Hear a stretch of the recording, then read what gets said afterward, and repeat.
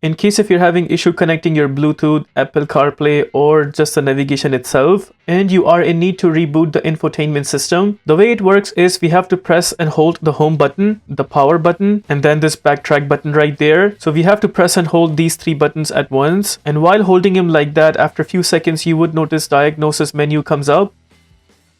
Here we click on detailed information and setting. Once you reach to this point, this time we will not press the home button, but instead we'll press the back button, power button, and the backtrack button all at once. Press and hold these three buttons until you see a different screen coming up.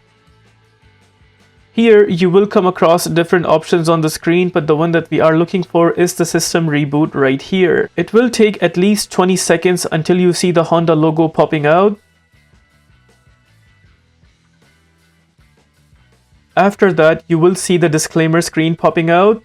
We press OK, and that wraps up the rebooting process of the infotainment system. If this video helps you in any way, please consider liking this video and subscribing to our channel.